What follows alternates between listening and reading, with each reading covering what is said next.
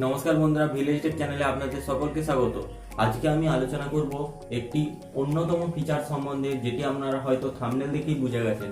আজ আমি আলোচনা করতে চলেছি 2019 সালের হোয়াটসঅ্যাপের নতুন আপডেট নিয়ে, যেটিতে আপনারা আগের থেকেই বুঝে নিতে পারবেন যে আপডেটটি কি আসতে চলেছে।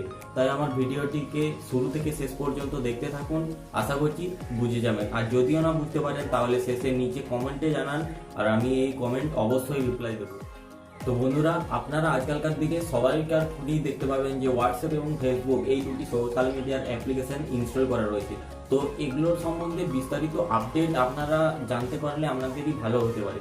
তো আজকের এই আপডেটটি হলো যে 2018 সালে বা তার আগের বছরগুলিতে যেমনভাবে হোয়াটসঅ্যাপে যে কোনো গ্রুপ, যে কোনো উল্টোপাল্টা গ্রুপ বা যে কোনো গ্রুপ আপনাদের জয়েন করে নিতে পারতো, আপনার নাম্বারটি শুধু দরকার হতো। কিন্তু এখন কি করা হচ্ছে, যে কোনো গ্রুপ ক্রিয়েট করার পর তাকে জয়েন করার জন্য যদি অ্যাড করার জন্য অ্যাড অপশনটা আসবে, কিন্তু অ্যাড করার পারমিশনটা যতক্ষণ না আপনারা দিবেন ততক্ষণ এই অ্যাড করা যাবে না আপনাদেরকে। তো এটা খুবই সিকিউর একটা আপডেট, তাই আমি জানিয়ে দিলাম।